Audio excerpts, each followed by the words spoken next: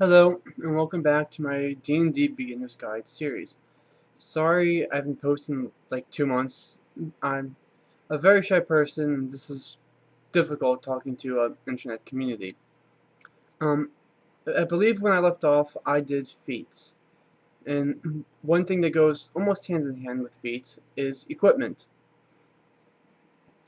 When you look at the equipment book, or chapter, there's a table of equipment, and then there are weapon descriptions. I'm not going to break it down by simple martial exotic. I'm going to break it down by ranged, not ranged. When you look at a class and or race, it will have weapons and armor. Completely forgot about armor. Anyway, I'll discuss armor after weapons. When you look at a class or race, it will tell you its armor proficiencies, weapon proficiencies. Of course, not all races have them. For example, humans, but elves get bows, dwarves get dwarven weapons, and classes get weapons. And it all depends on the class. For example, if you're going to be a wizard, you're not going to have many weapons. If you're going to be a fighter, you're going to have access to all of the weapons. And that's where feats kind of come in.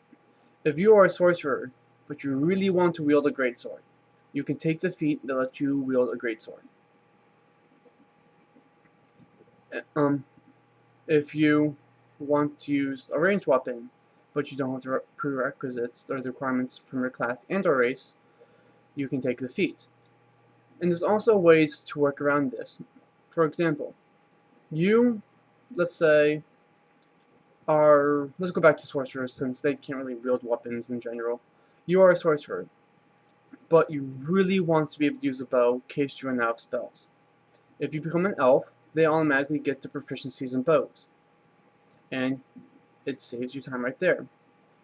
You can use equipment that you're not proficient with, although you will get a severe penalty, and overall it's not really worth it unless it's an amazing magical weapon.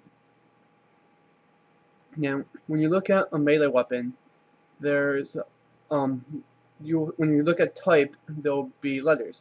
A B, S, or P. Stands for blunt, slashing, or piercing. It's basically what type of attack it does. For example, spear is piercing for certain reasons. A rapier is piercing because you're both stabbing. A scimitar is slashing. If you know what they look like, they're like Ottoman weapons where they're curved. And a hammer is blunt because there's really no blade to cut with. Also, when you're looking at weapons, you might notice that there are multiple types. And it's not like you have to choose. For example, if you have an axe with like a blade on one end and a pike on the other, that's both piercing and slashing depending on what side you use. The damage will be the same, but some enemies are weaker to slashing weapons and piercing, and so on and so forth. You can also look at the weapon damage by size. Most of them have small size for if you're a small character wielding the weapon, and medium size if you're a medium character wielding the weapon, and the damage varies. There's also a table, depending on the book you're looking at for D&D, Pathfinder, 3.5, 4.0, 3.0, it's somewhere in there. It will have a chart of damages per, like if you're a large character wielding a large weapon or wielding a colossal weapon. And what you need to do for that is you take the medium and you look for the medium damage on the chart and it'll tell you. Ranged weapons are not much different. Most of them are piercing, all of them are piercing, and there's come in two categories: thrown, or technically shot, I would consider it. Thrown can be relatively anything. If you take the feat and improvise weapons, that can actually help your throw because you're throwing a rock that's really not a weapon chart, but it can help you. And the shooting is bows and crossbows. One feat I would recommend for crossbows is rapid reload, because if you're in a firefight, you really don't want to waste a turn just reloading. You want to be like, well, I'm reloaded, I'm going to fire again.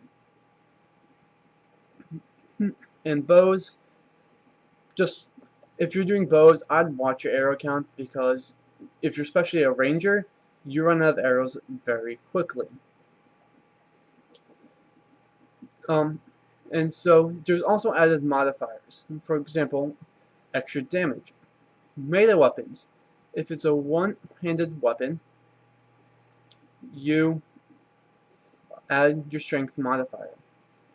If it's a two-handed weapon, you add 1.5 times your strength modifier. For example, if your strength was an 18, which is a 4, for a one-handed mace, you would add 4 to your damage. If it was a greatsword, however, you would add 6 to your damage. And there's feats that improve this, though.